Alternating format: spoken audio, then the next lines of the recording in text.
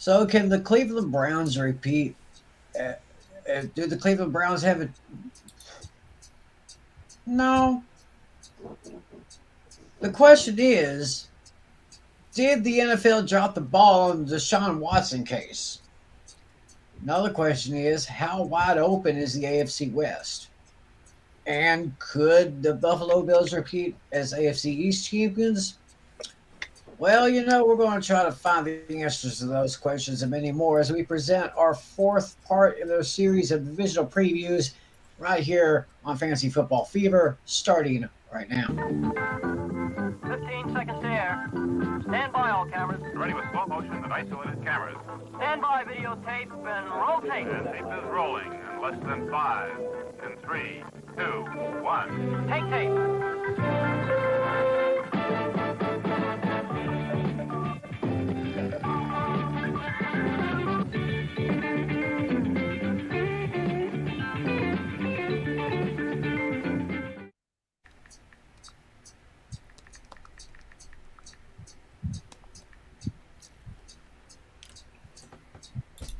2022. We are only 20 days away from the start of the 2022 NFL season. I know I'm excited. I know my friends here are excited. Back with us is our technical director. She is back. She's getting better. She's getting healthier, and we couldn't be any happier about that. Irene Neighbor, how are you? Hi, everyone. Yeah, I'm recovering from a Crohn's square, but I'm getting better slowly. It's going to take time, but I'm excited for the new season. I'm rooting for the Buccaneers. It would be the Patriots, but unfortunately, Tom Brady went to a different team, and you absolutely know I love Tom. Hating from the sideline, a flag on the play, like Julio with them. Yeah, And the Patriots are a team that's going to win 6 or 7 games this year at best. So at least you're away from that. Whatever happened to Mac Jones? Is he still on the Patriots or not? He's still on the Patriots, but we'll get into the Patriots depth chart later on the podcast. Spoiler alert: it's not pretty offensively. So, anyway, we have another guest to introduce, I believe, Tim. Oh yes, we do. We have a good buddy of ours, Mr. Nick Dennison. How are you, sir? I am doing fantastic. By the way, that's known as Irene's number one best friend, Right. Irene's number one best friend. And, of course, rounding out the crew is, of course, the host of Hooked on Sports. And he'll be starting up 2 podcasts a week very soon. Mm-hmm. The one and only John Flynn. How are you, sir?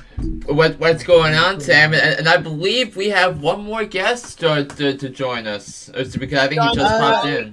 The yes, our league commissioner, Mr. John Natale, is here. Hello. Finally. I know we can't see you, but we can hear you. Yeah, it's been a busy few weeks. Mm-hmm. I hear you. Well, we all know how reality sits in here, and it's great to have you here, and great to have all of you watching out there on YouTube and on Facebook Live. I think we're live on Twitch as well. I'm not sure, but however you're watching us, wherever you're watching us, thanks for making us part of your schedule. And we have a lot to talk about tonight, including probably one of the biggest hot topics so far in this preseason, and that is the fact that a couple of days ago, the NFL made their decision, and they gave Cleveland Browns quarterback Deshaun Watson an 11-game suspension after appealing the case.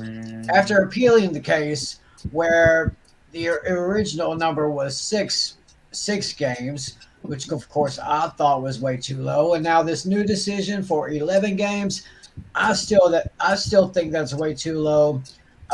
Flynn, I know you really talked about this on your podcast, but kind of give us a Cliff's Notes version of what you said. Yeah, so basically, the NFL's as Tim mentioned, he gets the suspension increases from 6 to 11 games as after the appeals court came in and put all that. So Deshaun Watson is going to be fined $5 million. He's going to have to go through requisite training before he gets reinstated, and look. Tim will get the Browns schedule up in just a couple of minutes, but if you actually do look at the Browns schedule, it is very very intentional as to why Deshaun Watson was suspended for the first 11 games. So the 12th game of the season will be Week 13 in the for the NFL, and that's the Browns' 12th game. So what is the Browns' schedule for Week 13? They are on the road against the Houston Texans, the team that traded him away. So I don't want any of the NFL spin doctors to tell you this. So we're going to tell you right now exactly what the NFL values. Ratings. So the NFL only cares about something if it generates ratings. So you can take a look at the Browns schedule. So Deshaun Watson's Browns debut is going to be against his former team. So a relatively boring matchup between the Browns and the Texans is going to get so much more juice now that Deshaun Watson's debut will come. So with full of juice, it's gonna be a must see event now. Unfortunately, so because all the storylines and everything that went down to the trade, the Browns giving up all the draft picks, Deshaun Watson playing against his former team, Davis Mills potentially starting for Houston that week. We'll see. So what Lovie Smith decides to do at the head coach at the quarterback position there, but it is very very fishy about the behavior of the NFL when it comes to when it came to the entire situation for Deshaun Watson. Yeah, it just so happens, as was mentioned here, they are at Houston on the week that Watson returns, who, of course, Houston originally drafted him those years ago, played for them, then he was let go. Then all this crap takes place, and yeah, I have to agree. It should. This is my honest opinion. What's your opinion, people watching out there? Your opinion on Deshaun Watson? Was it too lenient? Or was it too much? Leave a message in the comment section below. I think it's too lenient because let me show you why. Because in this article, I misread because so I'm gonna be totally honest. At first, I thought it might be too harsh, but then when I read, because I was just skimming the text, but thank goodness John Flynn pointed it out that he assaulted this girl. Now I'm really reading deeper into it because unfortunately these days I tend to skim when I'm reading. So it says here Watson will pay a $5 million fine. He will have to go into a treatment program. It says here that independent arbitration, a 6-game suspension. He did inappropriate conduct. Okay, so let me just, because some people are probably wondering at home what allegation is against them. So here it is. Watson has been accused of sexual assault and other inappropriate conduct during massage therapy sessions in lawsuits filed by 25 women. The actions alleged in the lawsuits took place from March 2020 to March 2021 while Watson was a member of the Texans. One of the 25 lawsuits was dropped after a judge's ruling in April 2021 that the plaintiffs needed to amend their petitions to disclose their names. two other women filed criminal complaints against Watson but did not sue him. Watson has settled or agreed to settle all but one of the remaining lawsuits which remains.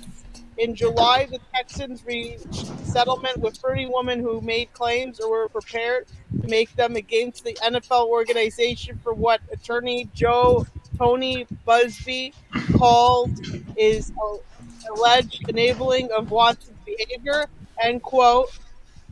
And this is what his lawyer saw. The message today to all victims is clear. If you believe you have been sexually assaulted by a powerful person,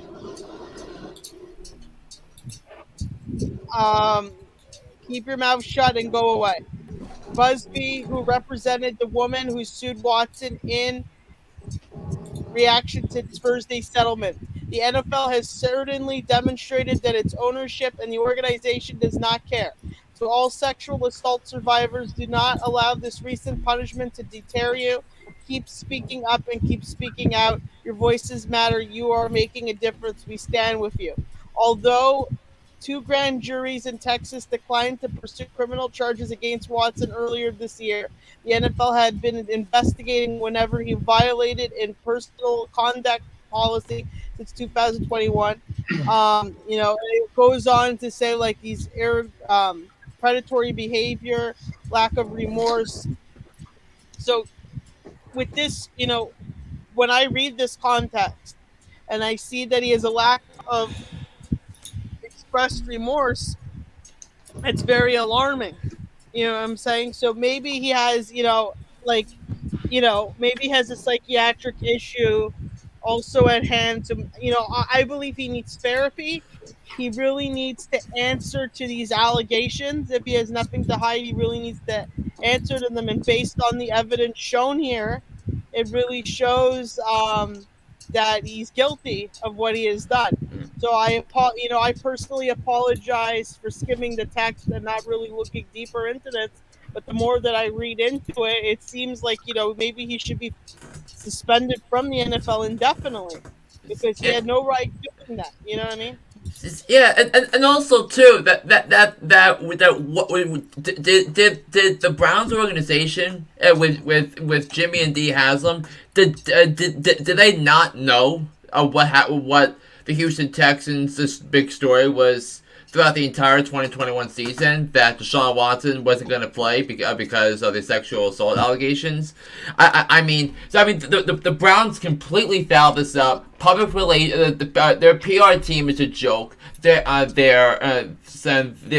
messaging was atrocious, and the actions that the Browns took, they completely neglected the situation with Deshaun Watson, and instead they gave up 3 first-round picks for him, and they're going to be in a situation where he's not going to be playing for 11 games, and the possibilities are there, in my opinion, for the Browns to trade for Jimmy Garoppolo. That could be a response that comes about from this, but this is more proof the Cleveland Browns are not winning a championship with the ownership that they have. And it doesn't matter what on the field talent Deshaun Watson brings. It doesn't matter that without these allegations, Deshaun Watson is one of the top 6 or 7 quarterbacks in the NFL. That is completely irrelevant to me. The only thing that's relevant is the Browns are a dysfunctional organization. That they are a complete and utter mess, and karma hit the Browns harder than Deshaun Watson did. And honestly, if the NFL cared about this, if they cared about unbelieving women, this suspension, the punishment would have been a heck of a lot harsher for Deshaun Watson than what was agreed to. But the NFL looks at ratings, they look at the money, and that's why he was suspended for 11 games, guys. Yeah, it sounds like I heard a cuckoo over there. Yeah, it looks like the NFL gone a little bit cuckoo on this one. Hey, Natalie, do you have anything to say about this situation? Yeah, he got himself into this mess. If he had only shut his mouth and not said anything, he would have only had 6, but he just made things worse for himself. All he had to do was shut his mouth, take the original suspension, and gotten over and done with. But he screwed himself, and now he's serving nearly double that. And also he showed no remorse for this. So like it's like he's gaslighting the entire situation, which made it a whole lot worse. Mm-hmm. I think he should just be suspended indefinitely because he's not. Bingo. I would say Bingo. the same thing. Bingo. Let me see if there's a petition for it. There should be, but that's how I would handle this, and especially from a public relations perspective. But no, that's not. There's a petition. Oh, here, NFL seeking indefinite suspension of at least 1 year for Deshaun Watson. So it's in the works. Yes, I mean, no, but I mean that this was right after the initial suspension was reported. So, but this was 2 weeks ago. So Yeah. yeah, but I do know we have other things to discuss tonight. Yeah, and before we do, I want to give a shout to my girl Brandy in Missouri. What's up, girl? She says if the man actually did what he was accused of, he needs to be locked up for a long while. I agree with that. Bingo. Definitely. Oh yeah. Mm-hmm. So, okay. Well, thanks for watching, Brandy, and thanks for watching. I hope you'll check us out again soon. So, We're gonna move on to more positive news. NFL hosts third annual HBCU open house, and that's very historical for Black Lives Matter and diversity as well. You know, it's very good that they're identifying areas of opportunity for it's amazing. And then NFLPA and Dapper Labs launches NFL All Day Worldwide, revolutionizing the way fans engage with their favorite teams and players. It's going to happen on actually today. It dropped today. And it's all day. NFL All Day engages the next generation of fans. Here's the website right here. I'll just show you what it looks like. It looks like they're NFTs or some collection items. I think, yeah, you could. That's what it looks like. And there's a Discord server. Oh yeah, they're NFTs. So the NFL's getting pretty involved with cryptocurrency and NFTs. I personally own, just a side note, I do own some cryptocurrency and NFTs, but I just want to warn it is a risky thing to do. Because they're volatile investments. But it's fun. If you have a special player or team you love and you want to commemorate them, then go right ahead. But I'm not sure if it's I'm not really sure if it's a smart move. You know what I'm saying? But it's just fun to do. You know what I mean? And I want to do a shout out for Jonathan Letterman. He says he was given 11 games. Will return December 4th against the Houston Texans. Obviously, Jonathan Letterman's he's like an announcer at games. He's got connections with the NFL and all that sort of stuff. So, yeah, that's interesting. Okay, so the next thing. Hey, Jonathan, thanks for watching, Jonathan. What's up? Thank you. 2022 NFL kickoff presented by Verizon celebrates the start of the NFL season, September 8th. I'm personally a customer of Verizon, and that's great that they're doing that. The kickoff is going to have photo ops with the Super Bowl rings. They're going to have a 40-yard dash. Oh my goodness, they're offering free tickets. It looks like here. Wow. So for the watch party. That's really good. And that's great. If you're a Verizon customer, I wonder, is there any additional perks you get if you're a customer? That's great. Oh wow. Each ticket each person that purchases a ticket will receive one commemorative. Um,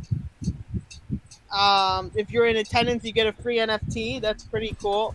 It'll also be streamed on NFL Plus. I'm a member of that. Here is the kickoff season, the history of kickoff season events. They're saying that on um, September 8th in Long Beach, they're gonna in California. Jay Balvin is going to play when the Buffalo. He's gonna be the halftime show for the Buffaloes versus the Rams, which is pretty cool, I think. And then the next thing, NFL announces training brand No Bull as the official sponsor for on-field. So I believe, if I'm not mistaken, No Bull is they're headquartered in Boston. I'm aware of them. I actually own shoes by them. They're pretty good. They make shoes, they make sports apparel.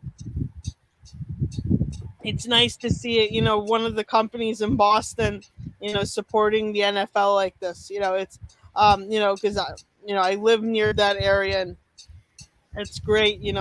It's nice to have a change from Nike and Adidas. I mean, I think Noble it's like a new company that's starting up or something. Yeah, it's a Boston-based startup company, so that's great. And then you have I'm almost finished with the announcements. There's let me see, Finland awarded hosting rights to 2024 AF Flag Football World Championship. NFL announces inaugural class of students participating in Diversity in Sports Medicine Pipeline Initiative. There's also, this is a big thing. NFL and EA is entertain millions of football fans through multi-year exclusive esports deal renewal. And okay, I think the cover of Maiden 23 is out. I pre-ordered it, by the way. I went with the so remember, we all guessed it correctly, and including Tim. I give kudos to him too. It turns out, yes, you guys are all correct. Madden made the cover of the Madden video game. I give my condolences to him. He's a great football player, and he's a role model. He's amazing. It's sad that he passed away, but that's really nice that they commemorated him in that fashion. But if you want to, the game is I believe. Let me see the release date. The game released today, and it's on my PS5. So after this broadcast, I'll play it probably, or maybe tomorrow. But yeah, that's great that they commemorated him in this way. Oh boy! Yeah, I'm so happy. I remember we said this back in February. That was that was the only move for this. Yeah. Right. Yeah, Exactly. So they did very well. EA Sports, we salute you. well done. I pre-ordered the game and I have it, so that's great. When I pre-ordered, I had they didn't guarantee that he was going to be on the cover, but that's great that they did put him on the cover. It's awesome. Yeah, that's a major PR win for EA Sports. Oh yeah, absolutely.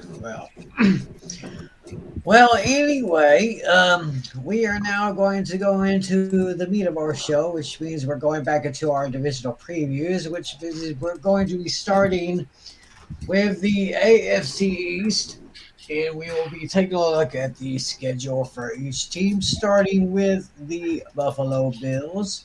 Let me go ahead and get that screen up here. Let me get the schedule. Well, first look at the depth chart and see how they did as far as drafting and positioning and all that. Of course, you still have Josh Allen at the quarterback position, and then of course you got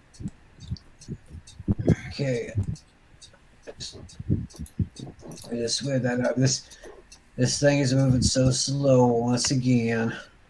If you need me to share the link, Gotta get I'll that do Bills it to me. depth chart up there. Yeah. That's all right. That's all right. We'll get it out. There we go. There's a depth chart right there for the Buffalo Bills looking to defend their AFC Eastern Division Championship. Flynn, anything stand out? No new start. Nothing major in terms of the offense. But I think the most notable acquisition I think was the Bills drafting James Cook, the stout running back from Georgia. With their second round pick, I thought that was a big time pick because the Bills. I mean, if the Bills had one big weakness offensively last year, and one thing they could have done to beat the Chiefs last year, and that was to not having to rely on the arm of Josh Allen and take some pressure off of him with the running attack and Devin Singletary. I think James Cook is going to come in and have an excellent rookie season, and then the defense. How can we not talk about the defense without the addition of Von Miller? Von Miller makes this Bills defense, in my view, the best defense in football. I mean, the secondary is awesome. The linebackers are tremendous. I love the picks of Greg Rousseau and Ed Oliver in the first round. Brandon Beane is one of the best general managers of the National Football League. This is an outstanding roster from top to bottom, and they have depth in the secondary because they drafted Kaiir Elam with their first round pick, and then to bolster the depth at the cornerback position, which I thought needed some depth behind Tre'Davious White. And I love this roster. Do you agree with this, Tally, in any way? Oh yeah, absolutely. I think they're actually very, very close to being Super Bowl favorites. And the only way that basically they lose this division is if hell freezes over. They'd have to have a huge collapse for them not to go all the way. So yeah, I think the biggest weakness. I mean, I know I know for me covering the Mets, it's always fun to nitpick the team's weaknesses, even though the team is doing so well. The Bills are one of those teams where you can have fun finding weaknesses because you have an incredible amount of strengths that can that can do that. But if there's one thing that I think could derail the Bills this season, I think it's the lack of depth at the wide receiver position beyond Stephon Diggs and Gabriel Davis. Gabriel Davis is going to be a wonderful number 2 wide receiver, and he came up mine because remember in that crazy Bills Chiefs game.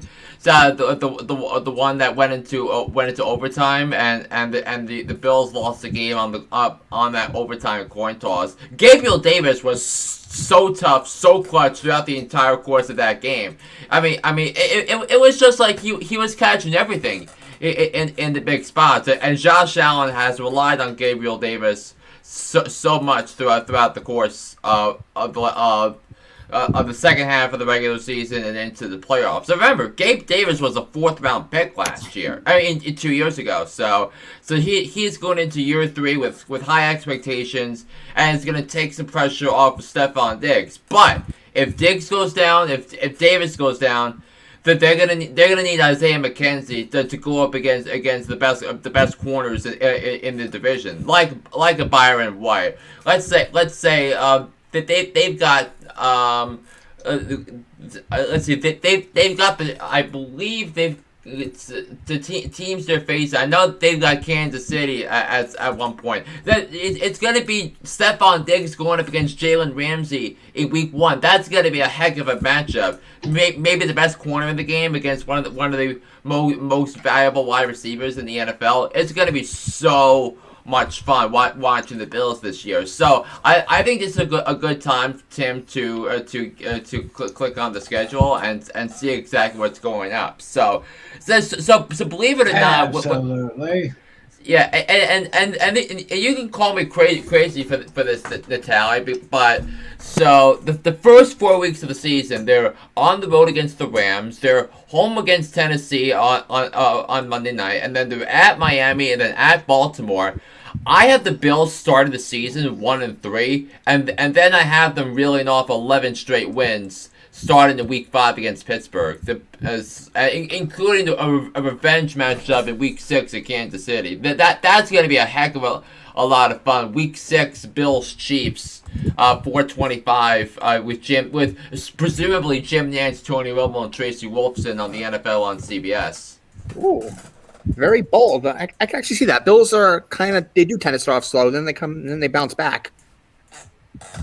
The Bills usually do take things slow, and then they start surging. Yeah.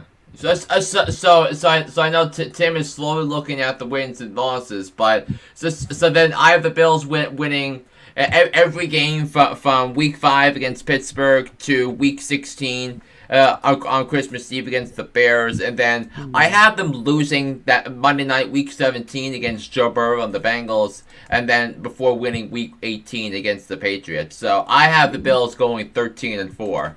Ooh, nice. Wow. Yeah. Oh, yeah. That's right. With the Dawson Knox's brother passed away. Oh wow. Dawson Knox. Okay, well, from what I see 1, 2, 3, 4. I only see 5 losses here. I mean, it's still not. I mean, it's still okay. I could probably see them losing at Tennessee in Week 2, losing at Kansas City in Week 6. Then home against Green Bay, I think the Packers just be a little bit better. Then I got them losing at Chicago in Week 16, and then at Cincinnati in Week 17. They can beat New England at home, so that's 1, 2, 3, 4, 5, 12-5. That will definitely get the Bills. They could probably give them the division title once again. Oh yeah, easily. Yeah. So I mean, we were looking down the depth chart, and I really don't see any major flaws. But this is the thing that the Bills need to know, because the last 2 or 3 years have the Bills as one of the feel good stories in the NFL with Josh Allen, who was viewed as a project quarterback, turned into one of the maybe a top 3 quarterback in the NFL with during his rookie contract, and he obviously gets rewarded for with a big contract extension. This is not the year for that. If the Bills do not go to the Super Bowl and win the Super Bowl, the season is going to be a failure. So the Bills are one of those teams that's whose success is going to be determined by whether or not they go to the Super Bowl. So there's going to be huge expectations on the Bills this season, and they need to come out and make sure they take care of business on that front. So I think we're ready to move on to the next team, Tim.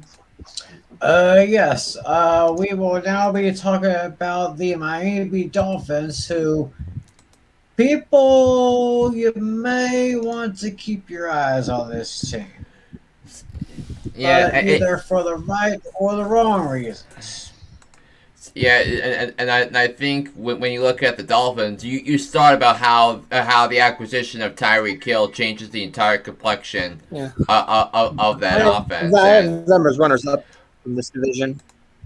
Yeah, I think the Dolphins are going to be in the mix for a wild card spot in the AFC. Oh, yeah. So, but also another thing that needs to go noted is that they desperately need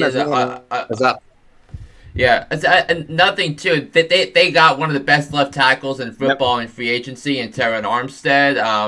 They also brought in a completely new cast of running backs. They got Chase Edmonds from the Cardinals. They got Raheem Mostert from the 49ers, and they got Sonny Michel from the Rams. So they got three notable running backs from NFC West teams.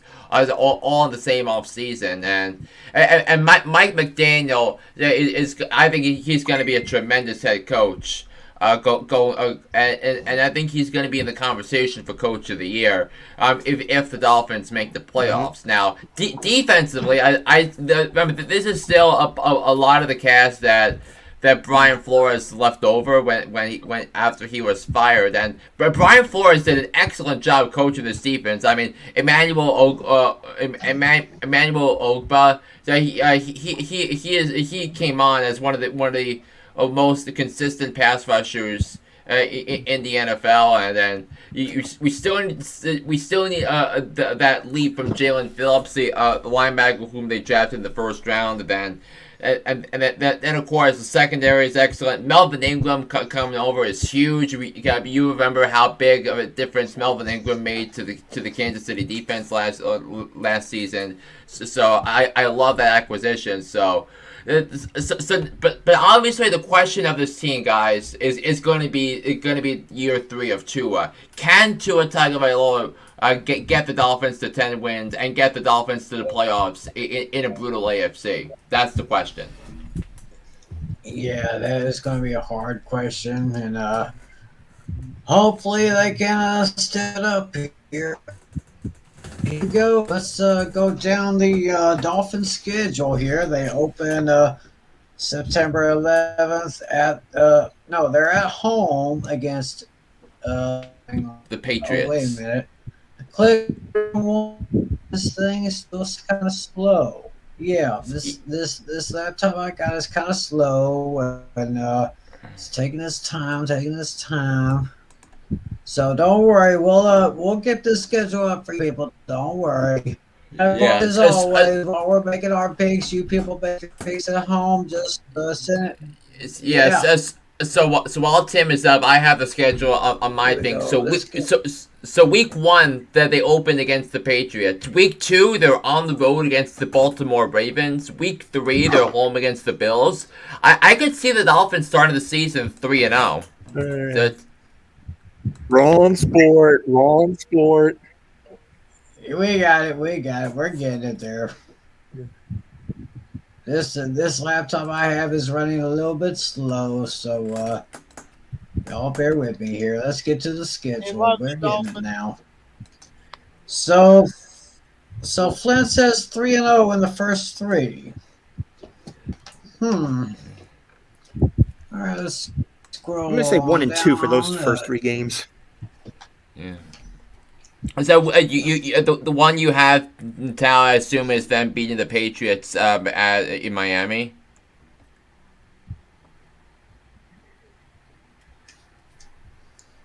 Lose to Baltimore, they can probably win against Buffalo at home. Is the tally still with us?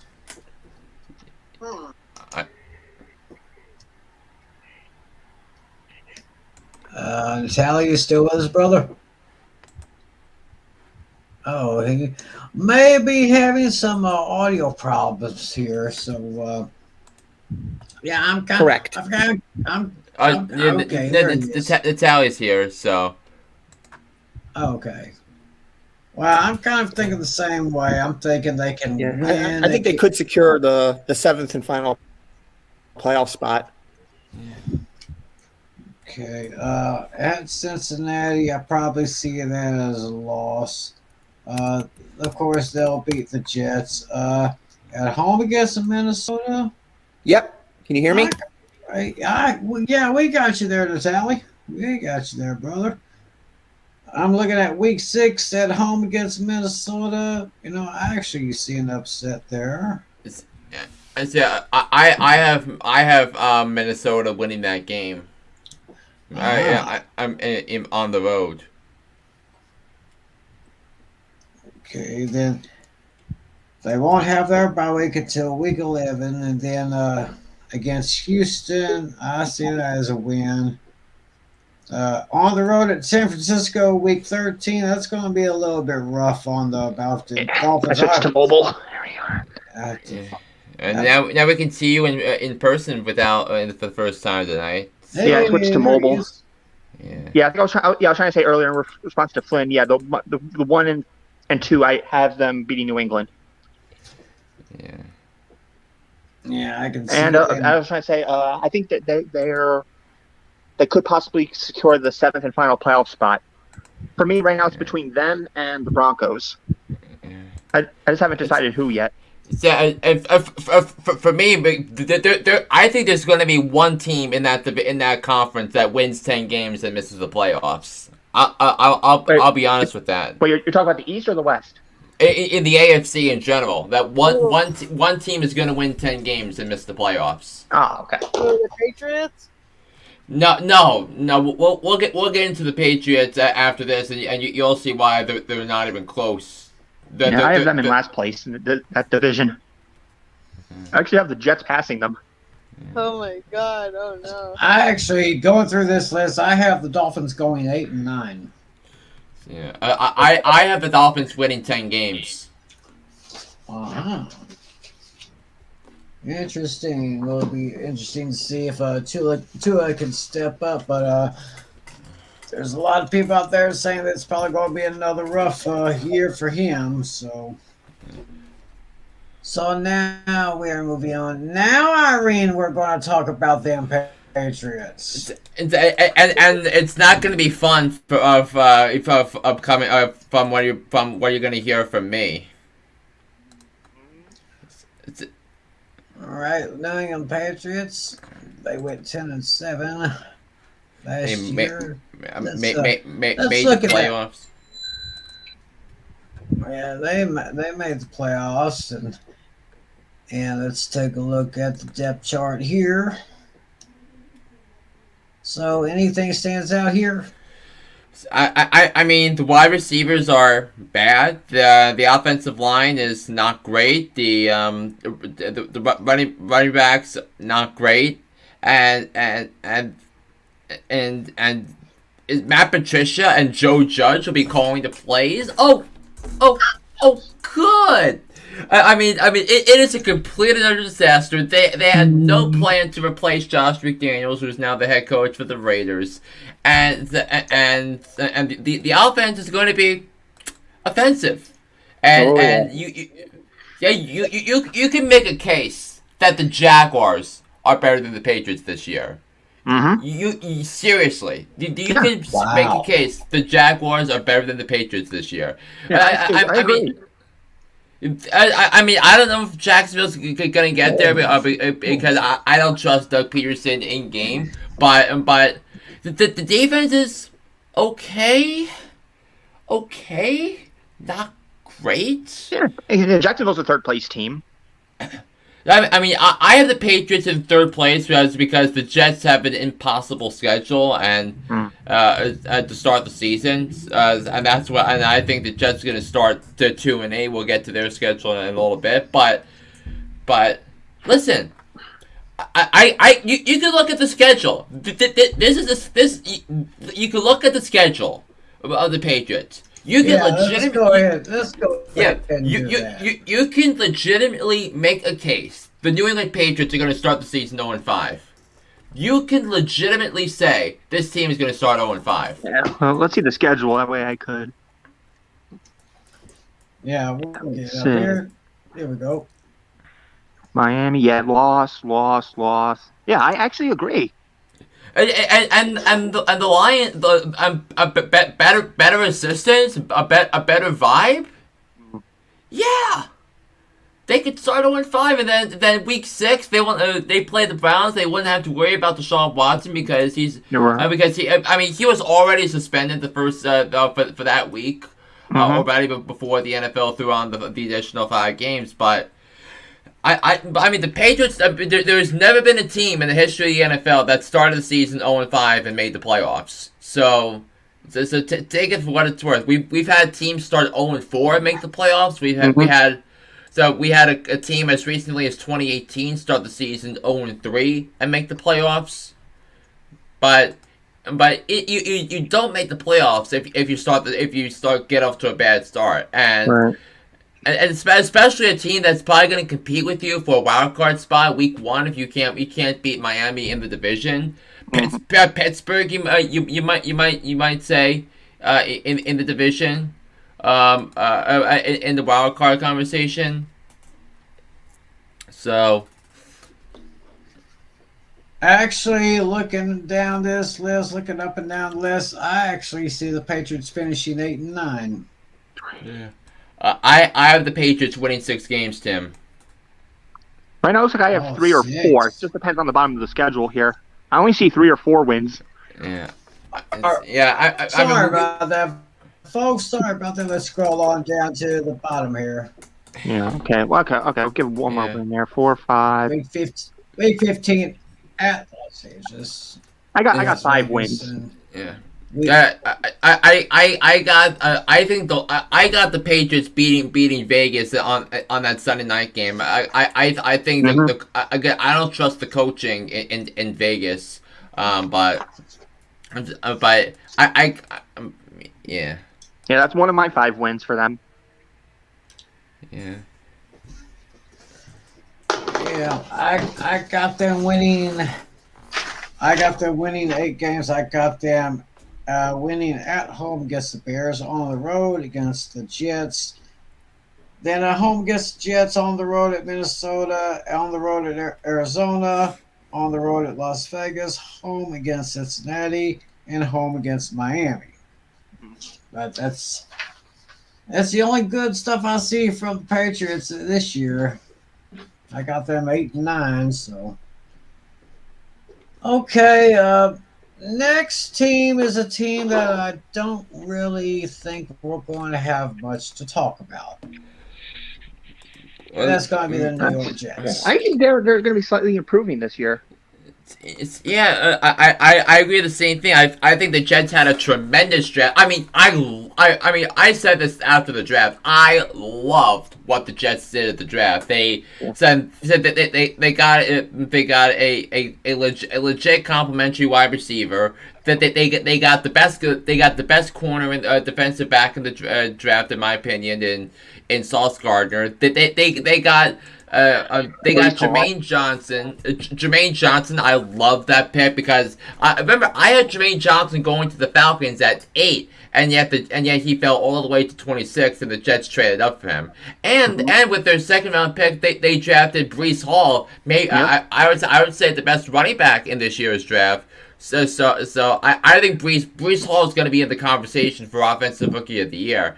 So they drafted 4 starters with their first 4 picks. The depth, I think, is excellent. I really like the Jeremy Ruckert pick for at the tight end position. They brought in C.J. Uzuma from Cincinnati. They brought in they brought in some help for the offensive line. They just signed Dwayne, 5-time Pro Bowler Dwayne Brown to a 2-year contract. I think that's a big deal considering that Mekhi Becton is out for the season. They're one of their first round picks, but Joe Douglas needed to hit a home run in the draft, and he did just that. So, for those reasons alone, I think the Jets are going to be in 3rd place.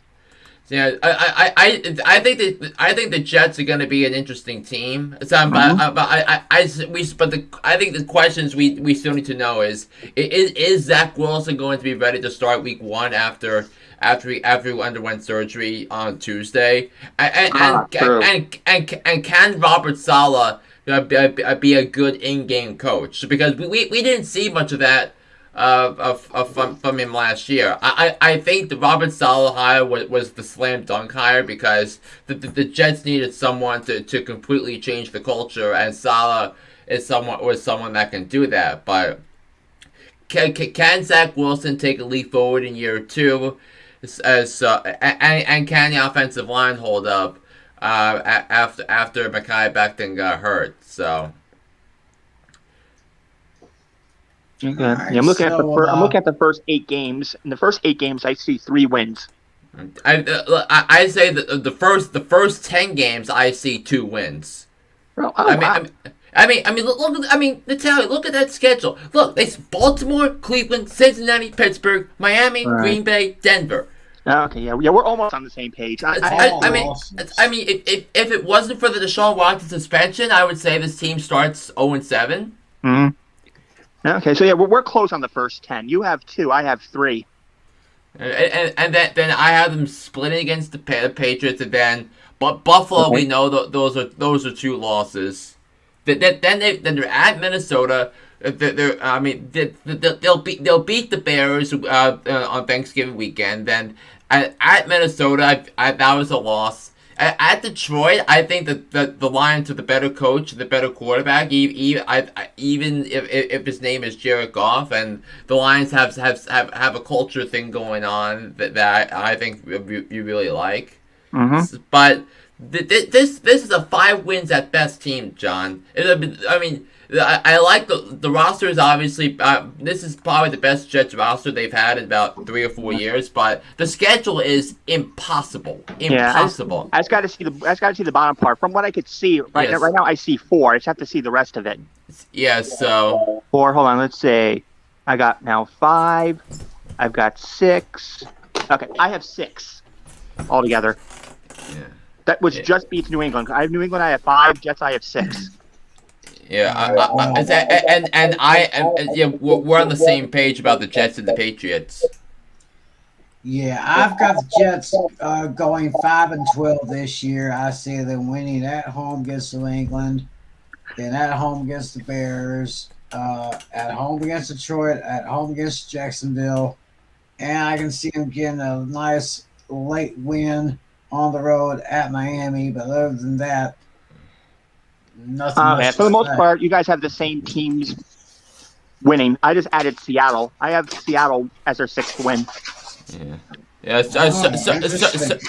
So to cap it off, I have the Bills in first place with 13 wins. Okay. I have the Dolphins in second place with 10 wins. I have the Patriots in third with 6, and the Jets in fourth with 5.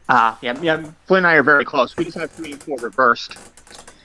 I got Buffalo.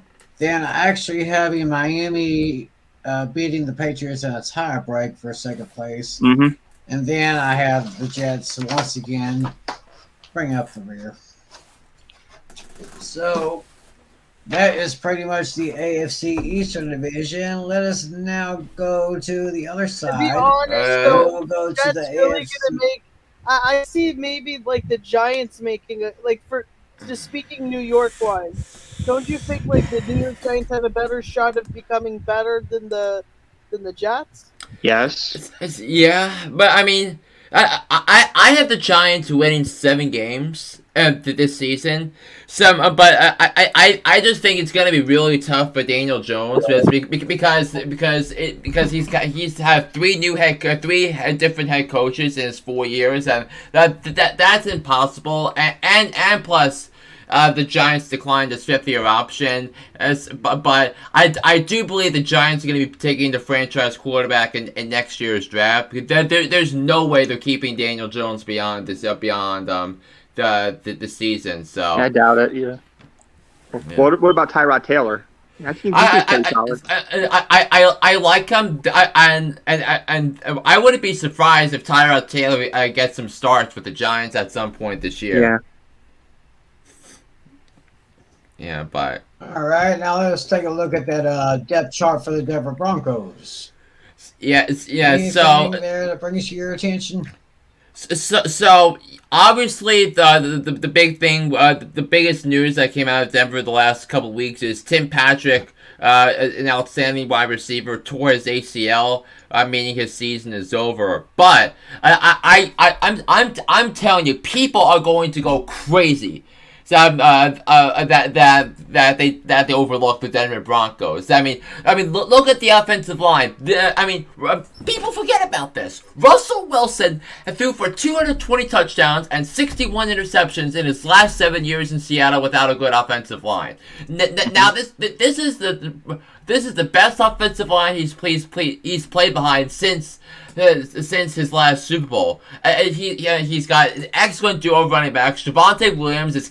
I think Javonte Williams is gonna have a 1,000-yard rushing season. Cortland Sutton is gonna have 1,000 yards receiving, and I think Jerry Jeudy and KJ are gonna combine for 1,500. I think I know losing Noah Fant sucks because you had to give him up in order to get an elite quarterback in Russell Wilson, and George Payton had this brilliantly together. Now there's actually hope, and there's actually high expectations with the Broncos. You got you got new head coach, new quarterback. I really like the Nathaniel Hackett hire. He was the offensive coordinator for the Packers under Aaron Rodgers the last 3 seasons, in which Aaron Rodgers won back-to-back NFL MVPs, and I love what the Broncos did to shore up their offense. Now, and defensively, I think this is where the Broncos are going to win the division. So if you scroll down here for the defense, I think Pat Surtain is going to be a top 4 corner in the NFL this year. I think Randy Gregory is going to make a big difference with the Broncos. Bradley Chubb is a game wrecker as an edge rusher, and he can play back as the linebacker. I think Kareem Jackson, I think Justin Simmons are going to be excellent in that secondary. I'm obsessed with how the Broncos constructed their team, and that's why Natalie, not only do I think they're going to win the division, but I see the Broncos playing in the AFC Championship game this year. Ooh, interesting. Ooh, that is a hot one out there. I'm warning everybody: don't underestimate the Denver Broncos this season.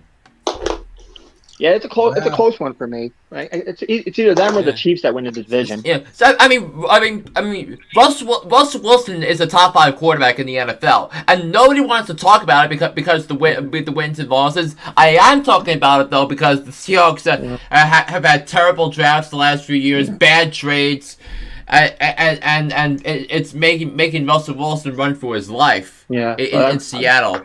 I will say this: only one team from that division is going to make the playoffs. If the Broncos win the division, Chiefs do not make the playoffs.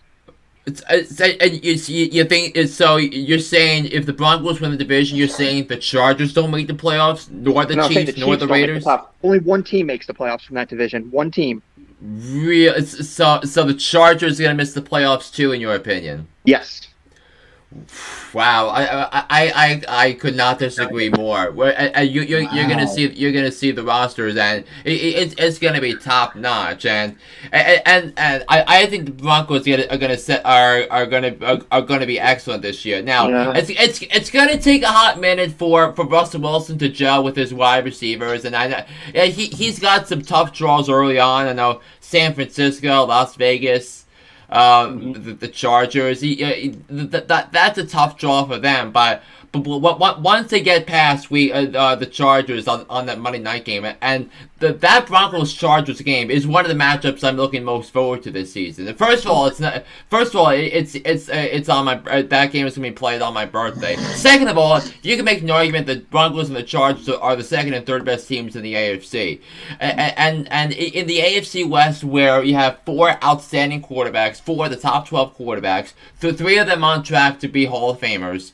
And you've got a division that's going to make each other better because every game is going to be a war, and that's only going to enable them to be mentally tougher when it comes to the playoffs. Yeah, I'm looking at my post here. I'm just trying to see which 7 teams I have right now. Right now I have the Bill. I'm trying to figure out my 7 teams. Right now it's Bills, Ravens. Let's see, probably Colts, Chiefs, Titans, Bengals. I'm still deciding on my 7th.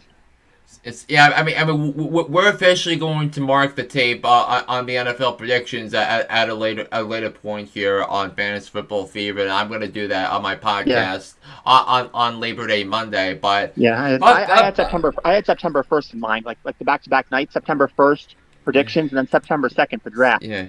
Yeah, and I think with fantasy, I have a couple of changes I need you to make for our league. I'll message you after the show, but Tim,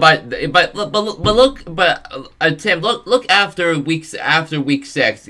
Jets win, Jags win, Titans win, Vegas win, Panthers win. Baltimore on the boat it's going to be tough because I really think Lamar Jackson is going to be in the conversation for league MVP, but I think Denver's defense is going to hold them off at the end.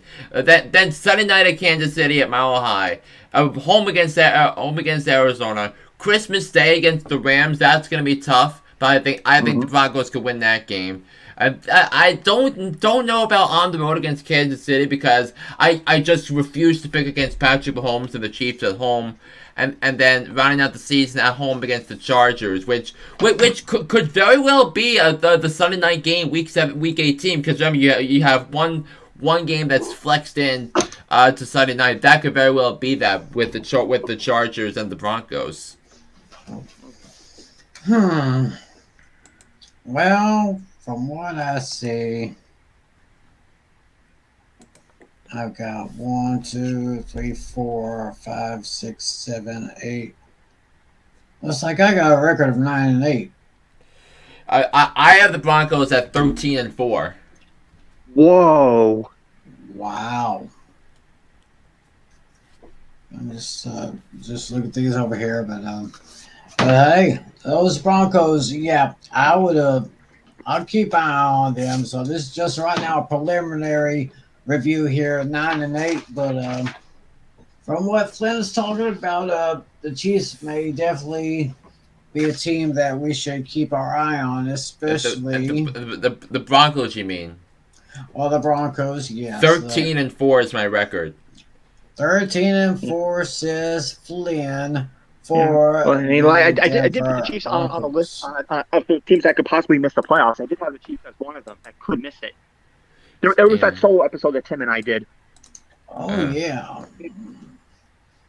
Let's take a look at those Kansas City Chiefs. Yeah, they did lose probably one of the best receivers in the league. He's now, of course, playing in Miami. So can Patrick Mahomes survive without him? At least he still has his tight end Travis Kelce. So this is where I think the Chiefs are going to be fine because the Chiefs organization and the Chiefs front office knew that they were going to be paying big bucks to Patrick Mahomes as long as he plays in Kansas City beyond his rookie contract. So remember that big 10-year $450 million extension that he signed a couple years ago. Well, this is the first year of that $10 million contract and of that 10-year contract, and he counts it for $35 million against the salary cap. So the Chiefs had to transition into one that's going to have to rely on strong drafts. So what was one of the other reasons they traded Tyreek Hill to away was so they can get first round picks back in return, and that they desperately needed upgrades on defense. They got which is where I think the focus should be on next here because they draft Trent McDuffie to play right corner to play right corner. So they draft George Karlaftis to help. To help with the defensive line and back up Carlos Dunlap and Frank Clark. And they spent two firsts, a second, a third, and a fourth, all on defense. And they had another second round pick which they used on Sky Moore, which is to help get some reps at wide receiver, but Patrick Mahomes has shown me that he is one that can elevate the wide receivers around him. Before Mahomes became the starting quarterback, Tyreek Hill was was a top 15 wide receiver in the NFL. With Mahomes, he was a top 5. So, so take it for what it's worth. But the Chiefs knew they needed to spend on defense. Now in terms of Super Bowl aspirations, I think it's wise for them to punt on 2022 for Super Bowl aspirations. But I think when we get to 23 and 24, I think you're going to see the Chiefs as a Super Bowl contender again with an improved defense. Now. But I do want to look at the Chiefs' schedule because I think there's going to be some tough games to start, and then as the season progresses, that's when they'll get tougher. Yeah, they start at Arizona. Without DeAndre Hopkins, I think that game has 31-21 written all over it in favor of Kansas City. All right, then they are at home against the Chargers on Thursday night. Yeah, that's a tough one. I'm gonna take the Chargers on that one. I mean, I have several games that I have the Chiefs losing the first 2 or 3 months of the season before they become a formidable force at the end.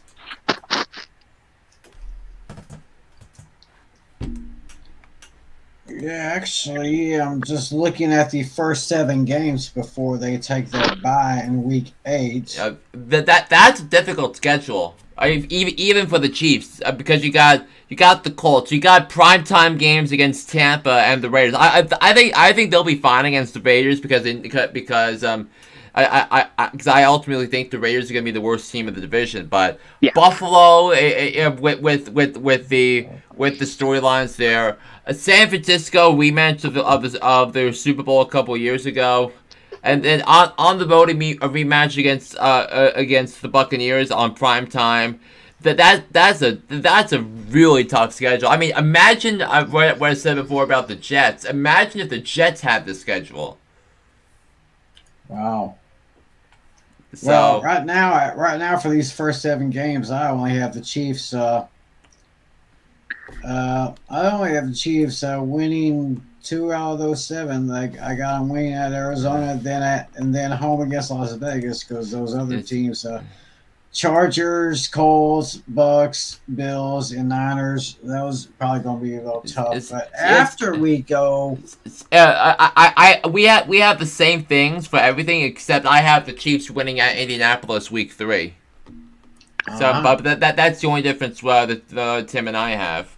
And then coming out of the bye week, Sunday night game at home against the Titans in a rematch of the 2019 AFC Championship game. I have that as a win. Jacksonville as a win. Trevor Lawrence isn't ready for it to beat teams like the Chiefs yet.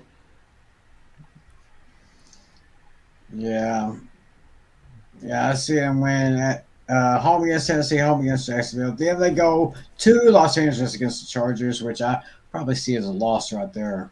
Yeah, and then the week after is the Rams going to Arrowhead. I have the Chiefs winning that game. That's gonna be a treat of a matchup. Sean McVay going up against Andy Reid. I mean, do you remember the last time McVay went up against Reid? It was that 54-51 game 4 years ago at the LA Memorial Coliseum. Was that the Monday night game? Yeah. Yes. In my view, the greatest regular season game ever played. Oh yeah, the greatest Monday night game ever played. Oh, obviously, let alone regular season. Right. I'm looking at week 13 where the Chiefs are on the road at Cincinnati. What do you got? Probably a win. That's a tough one. It's a tough one, but I had that as a loss with the Bengals' improved offensive line. Yeah, I'd probably take that as a loss too. Then I see him losing at Denver. I see him winning at Houston. At home against Seattle, I think I can take. Yeah, that's a win. Don't second guess that, Tim. Then they got home against Denver. Yeah, I said it was going to be a split of that, and then That's a split, yeah. and then I have them finishing up with the win against the Raiders. I think they might sweep the Raiders possibly. Yeah, I see a split with the Raiders. So that's have 1, 2, 3, 4, 5, 6, 7, 7 and 10 for the Kansas City Chiefs, according to my view here. yeah. Whoa. I have the Chiefs going 10-7. 10 and 7. All right. Well, let's go ahead and take a look now at the Las Vegas Raiders. Let's go ahead and get their screen up here. Take a look at their depth chart.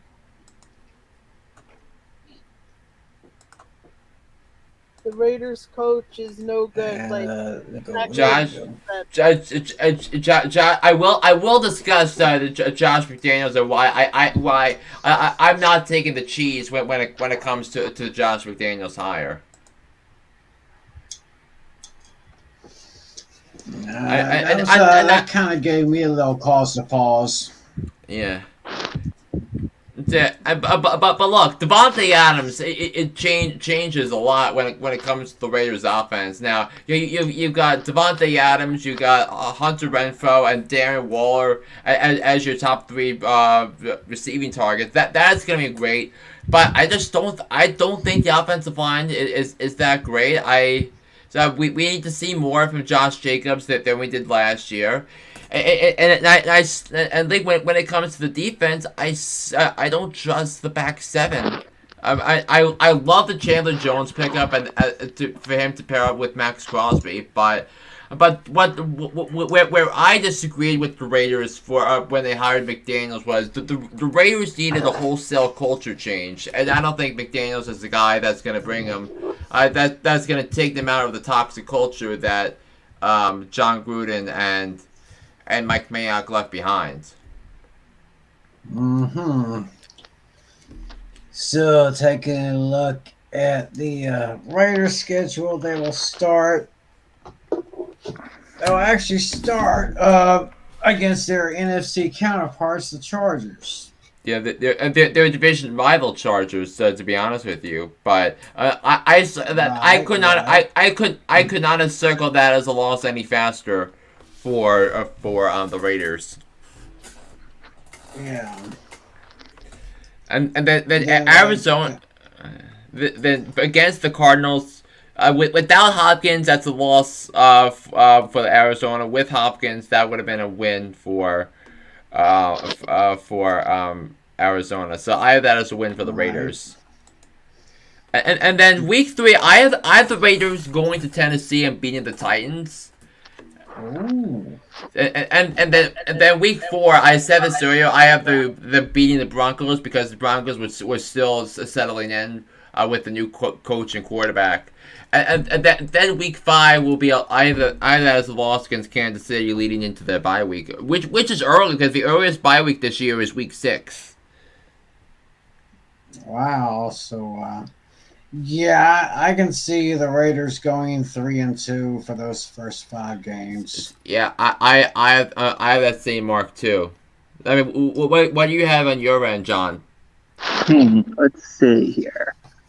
Well, with the Los Angeles, I would say that's a split. I think they're gonna. Wait, let's see. Okay, yeah, Raiders lose the first one. Let's see, win the second one. I'm doing a little count here. All right. From weeks 1 through 6, I'm giving them 1 win. So you see, you have them starting 1-4, going into the bye week.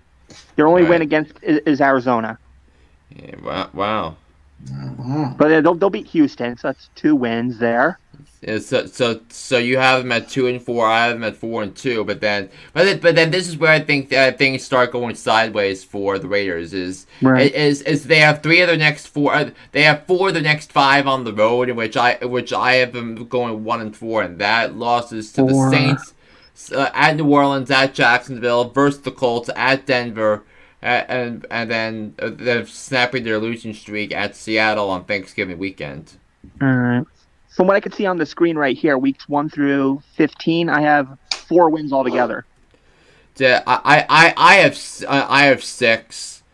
Let's see. Okay, that's a loss. Okay, 4 wins altogether. That's it. So the Raiders I mean, the Raiders aren't going to be that bad, but the reason where I'm fired up is a lot of people are believing the Raiders are making the playoffs, and I just don't believe that's going to happen. Nope. I have them last place. Yeah, I have them in last place, but not nearly as gloom and doom as you do. But and I have them beating Seattle. I have them splitting with the Chargers. Yeah. I have them being swept by Kansas City. I do have them winning against Pittsburgh on Christmas on Christmas Eve. And then I have them beating the 49ers in week 17. Oh, I goofed. I have 6 wins. I made a mistake. Yeah, I do have them beating Kansas City once, and then the other one, probably the Colts. So yeah, I have 6 wins for them actually. After further review, I'll give them 2 more wins. I have 6. Okay, I have the Raiders. I have the Raiders going in 7-10. Okay, so wait, how many wins did Flynn give them? 8. Oh, okay. Well, so we're not too terribly far apart. And also remember the talent. Patrick Graham is the Raiders' new defensive coordinator. Just a heads up. Oh yeah, that's right. Right. Yeah, he was pretty solid when he was with the Giants. Yeah, I liked him. He just didn't have the players. Yeah. But I think their defense is much improved now. So, alrighty, so I got the Raiders going 7-10, and the last team that we will look at is the Los Angeles Chargers. Let's go ahead and get their screen up. Hopefully, y'all people watching out there is making your predictions as we are making ours. Mm-hmm. And this could all change over the course of time when the games are actually played. Right now, we're just looking at it value with the rosters and whatnot. If there's injuries later on, it could very well change, or even trades for that matter. Absolutely. Let's take a look. Let's take a look at the Chargers depth chart. Okay. There we go. We still have. So look at Herbert, Eckler, Allens, Williams. Yeah. I mean Everett, and that's a pretty good backfield right there. Yeah. One name that stands out to me is Gerald Everett. He was pretty decent last season with Seattle. Yeah. They needed a little bit of improvement at tight end, and I wouldn't say he's the most flashy name out there, but he has his moments.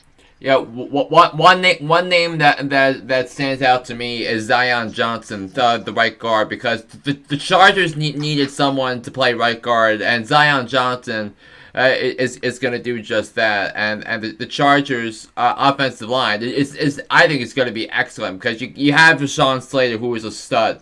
Corey Linsley is one of the best centers in the NFL. So you have 3 outstanding offensive linemen that can help out there. And then in terms of the defense, I mean they traded for Khalil Mack. They brought in J.C. Jackson, who leads the NFL in interception last couple of seasons in free agency. I mean that's a pretty darn good defense if you ask me. And then Austin Johnson was excellent for the Chargers last year as a Dave Gettleman cap casualty. But everything is going to come down to the health and specifically with Derwin James, the safety. All right, I still see they got Joey Bosa, their linebacker. So that's going to be interesting here. Let's take a look at this very interesting schedule. And I've just gone through the first 7 games before they go into their bye week. I actually see the Chargers going 6-1. I have the Chargers. The first 10 weeks I have them starting 6-1. Their only loss. All right, let's see here. Yeah, Win, I mean 2, 3, 4, 5, 6. Okay, first 10 weeks, 6-2 for me. I mean the first 10 games I have them going 9-1. Oh wow.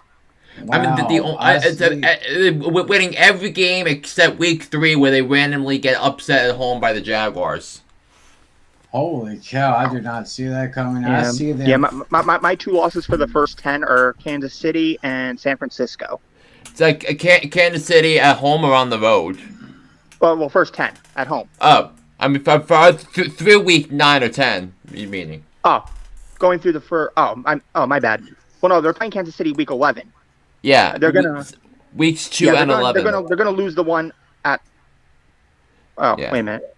Yeah, they're gonna lose the first game to Kansas City, but win the second one. Right. Yeah, so as I say, Kansas City and San Francisco. Those are my 2 losses through 10 weeks. Yeah, and then I have them splitting with the Raiders and with the Broncos, and then meaning I have losses week 13 at Vegas, week 18 at the Broncos. I've been losing at home week 15 to Tennessee, and then week 12, Thanksgiving weekend, I have them losing to on the road against the Arizona Cardinals. I just gotta see the bottom. I'm just counting my losses here. Yes. Let's can I scroll the bottom for a second? Yes. So it's first Tennessee at the Colts on Monday night, against the Rams on Sunday night, and then at Denver to close out the season. So those are the last 4. Yeah. Oh, wait, what were the last 4? First Tennessee. Oh no. Monday night at the Colts. Sunday night at home against the Rams.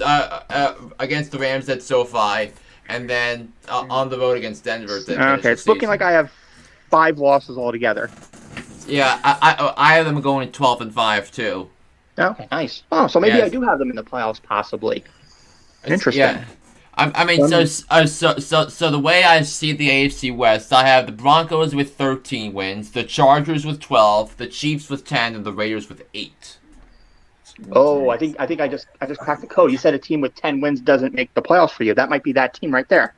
It's either going to be Miami or Kansas City who I leave out of the playoffs when it's all said and done, because I misheard you. I thought you said the Chiefs had the. I mean, looking at some of the again, this is obviously subject to change, but right now the other teams in the AFC I have with 10 wins. I have the Colts, Bengals, and Ravens all with 11 wins.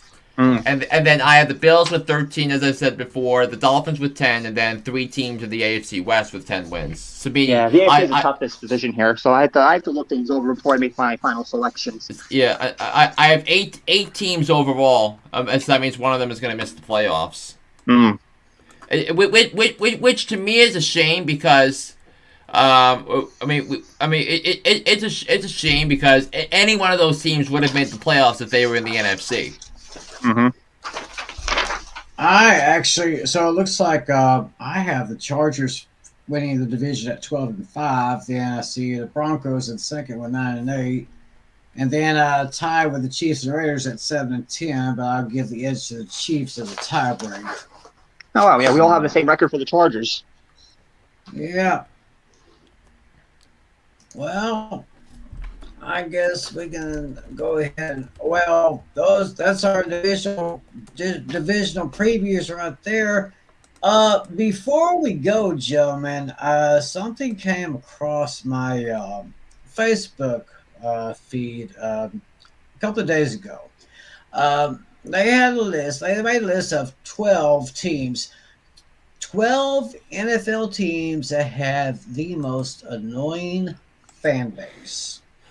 I think I saw that one.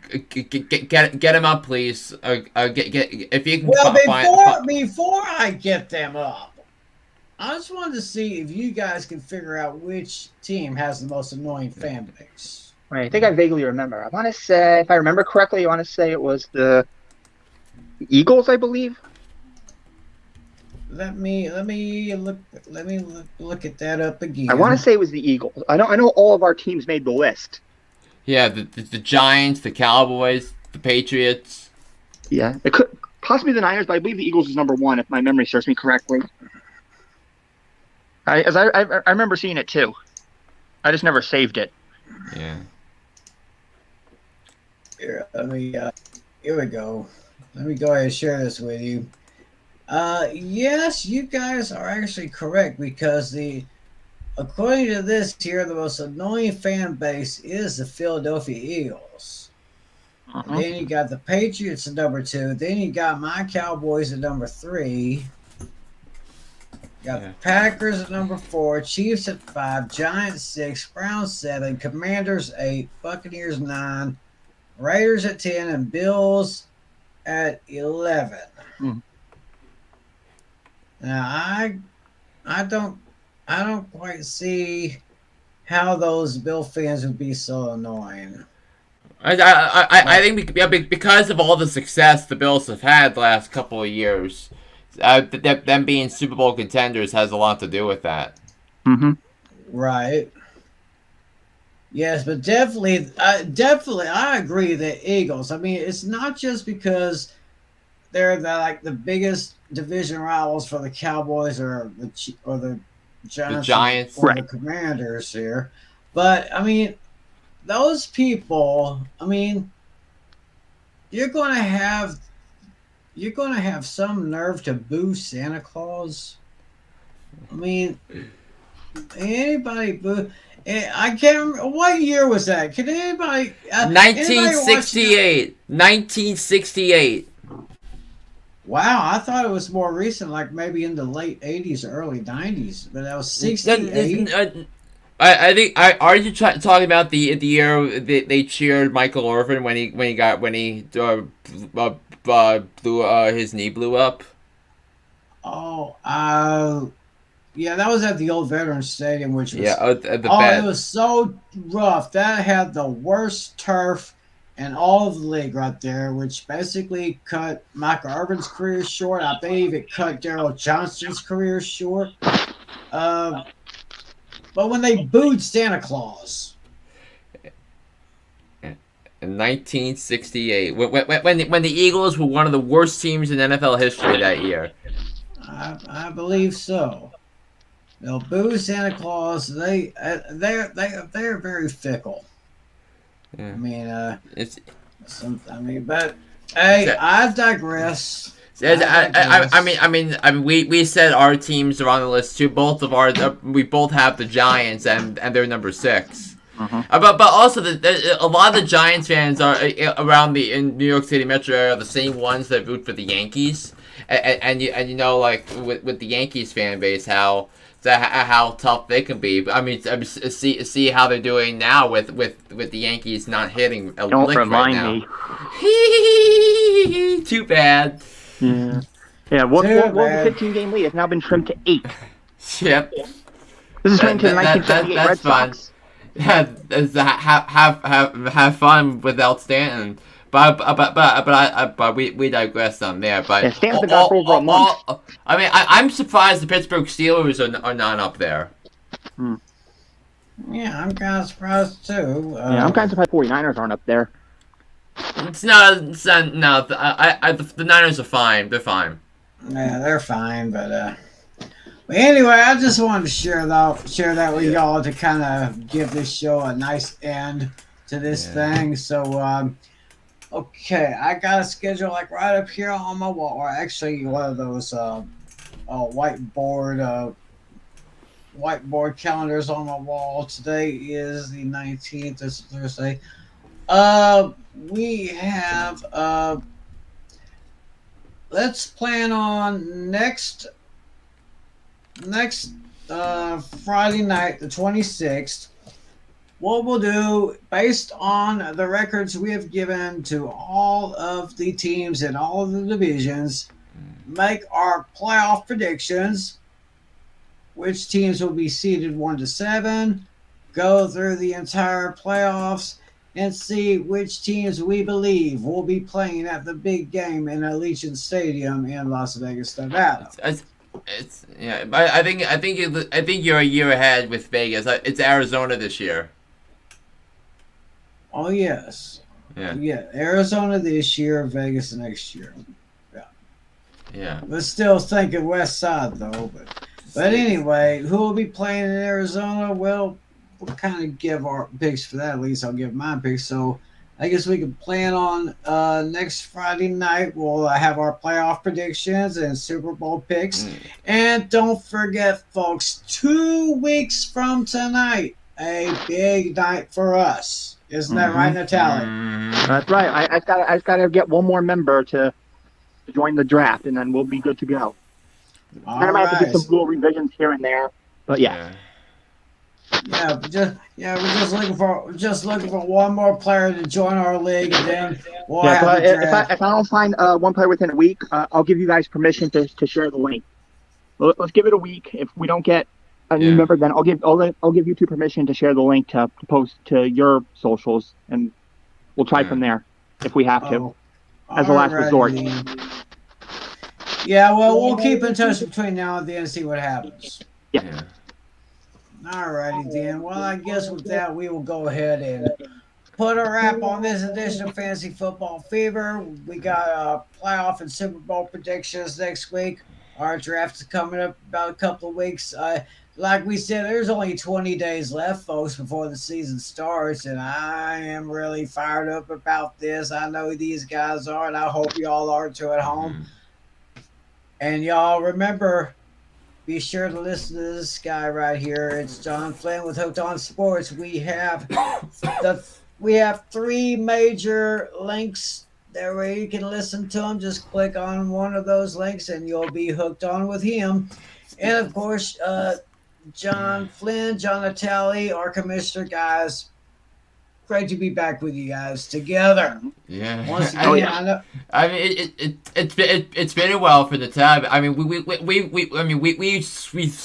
blazed through all the divisions last week, and oh, nice. Oh, it was just you two last week.